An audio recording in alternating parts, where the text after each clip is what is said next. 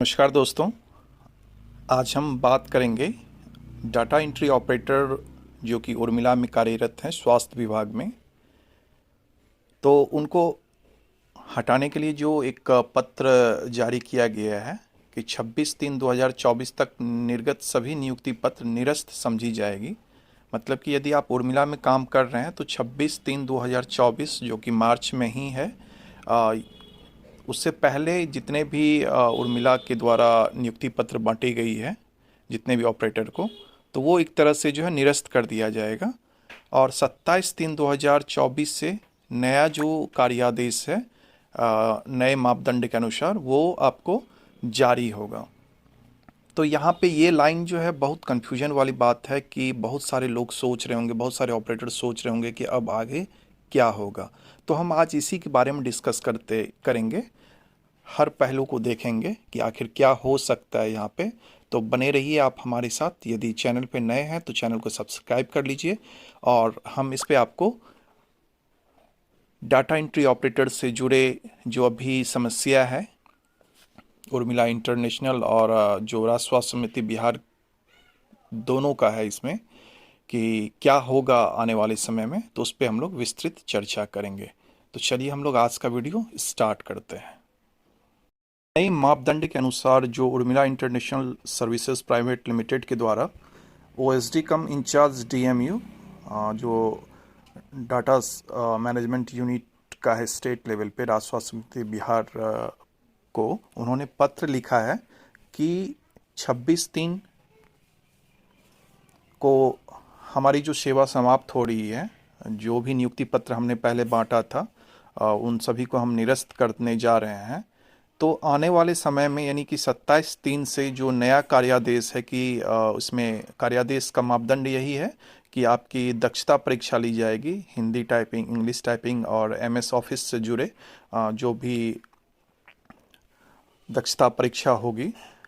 जो दक्षता परीक्षा आयोजित करने का जो जिम्मेवारी है वो एपटेक इंस्टीट्यूट को दिया गया। एपटेक का आप नाम पहले भी सुन चुके होंगे। भारत सरकार के द्वारा मान्यता प्राप्त संस्थान है जो कि बृहद पैमाने पे लोगों को ट्रेंड करती है। तो उनके द्वारा दक्षता परीक्षा आयोजित होगी। तो अब यहाँ पे सोचने वाली बात ये है कि हमारे यहाँ जैसे बिहार में 10,000 से ज़्यादा लड़के उर्मिला में अभी स्वास्थ्य विभाग में काम कर रहे हैं, तो क्या सभी को हटा दिया जाएगा? पहला चीज़ ये सोचने वाली बात है।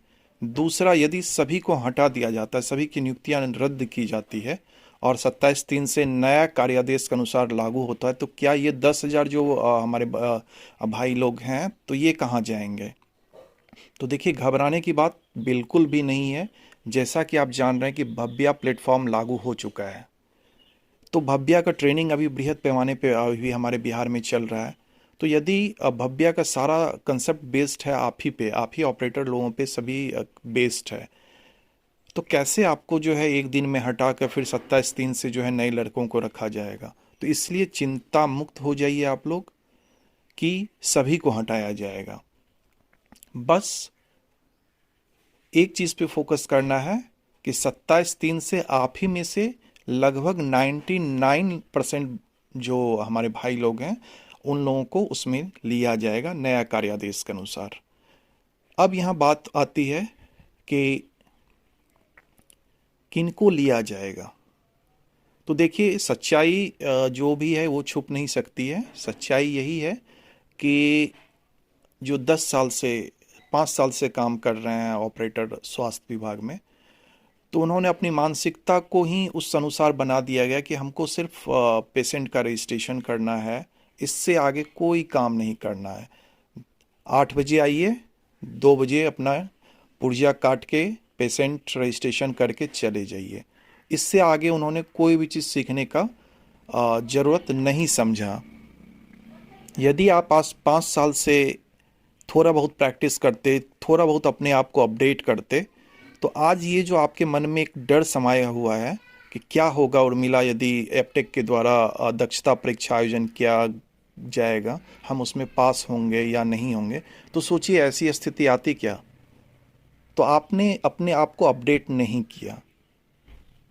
तो फिर मैं आप सबों से रिक्वेस्ट कर रहा हूँ कि आप कहीं भी काम कर रहे हैं, किसी भी पद पे काम कर रहे हैं, तो खुद को समय के साथ अपडेट करते रहिए, नई नई जानकारियाँ लेते रहिए।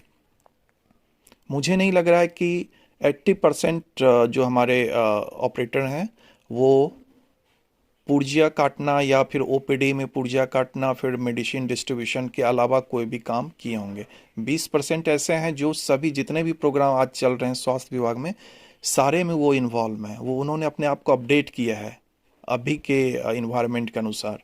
वो अभी सक्षम है हर काम करने के लिए। उनको डर नहीं लग रहा है कि 27 तारीख से क्या होगा नहीं होगा। वो सोच जान रहे हैं कि उनको रखा ही जाएगा, क्योंकि उन्होंने अपने आप को अपडेट किया।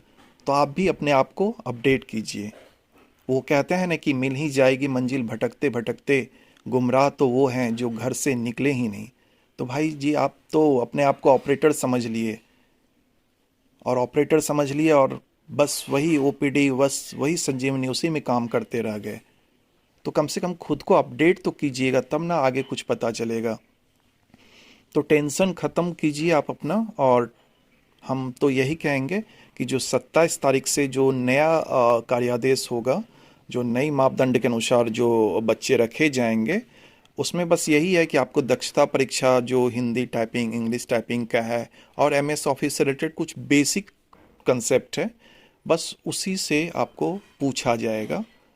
ठीक है, और सभी लड़कों को नहीं हटाया जाएगा। बस आपको 27/3 से नई नियुक्तियां पत्र जारी की जाएगी, क्योंकि भव्या का प्लेटफॉर्म लागू हो चुका है। और अचानक से यदि सभी को हटा दिया जाता है तो फिर भव्या कैसे लागू होगा, भव्या का जो ट्रेनिंग चल रहा है वो कैसे लागू होगा। तो इसलिए आप खुद को अपडेट कीजिए। हम लगता है कि अगले 15 दिन में ये दक्षता परीक्षा हो सकता है आयोजित किया जाएगा। तो हम आपको बेसिक कुछ जो आपके दक्षता परीक्षा से रिलेटेड होगा, हम आपको इस चैनल पे ज़रूर बताएंगे। तो अपने आप को डिमोरलाइज मत कीजिए, डिमोटिवेट मत कीजिए, और बने रहिए अच्छे से। अभी भी आपके पास 15 दिन का समय है। जो हमारे भाई लोग अभी हिंदी टाइपिंग, इंग्लिश टाइपिंग नहीं जान रहे हैं, तो वो कम से कम 15 दिन तो मेहनत करके देखिए, हो सकता है मंजिल मिल जाएगी आपको। तो इसलिए सोचिए नहीं कि आगे क्या होगा, होगा वही जो आप सोचिएगा वही होगा। तो राज्य स्वास्थ्य समिति बिहार की तरफ से भी सिर्फ जो गाइडलाइन जारी किया जाएगा उसके अनुसार एप्टेक के द्वारा दक्षता परीक्षा लिया जाएगा, और आपकी जो नौकरी है वो कंटिन्यू रखी जाएगी। ये 99% ऑपरेटर हमारे जो भी हैं अभी वो रहेंगे। सिर्फ 1% हो सकता है, अब जिनमें कोई भी नॉलेज ही नहीं होगा, तो हो सकता है कि वो 1% को वहाँ से हटाया जा सकता है। तो इसलिए आप डरिए नहीं, अभी से कोशिश कीजिए। अभी 15 दिन, 1 महीना समय है आपके पास, 15 दिन कम से कम समय है। अपने आप को अपडेट कीजिए, और आगे भी आपसे हाथ जोड़ के विनम्र निवेदन करते हैं कि खुद को अपडेट करते रहिए। ऐसा ये मत समझिए कि हमको सरकार जो है वो 8 बजे से लेके 2 बजे तक ड्यूटी में रखा। आप सभी प्रोग्राम में अपनी हिस्सेदारी बनाइए। देखिए, एक दिन सफलता जो है वो आपके पास ज़रूर आएगी। तो चलिए फिर हम अगले वीडियो में मिलते हैं नई जानकारी के साथ।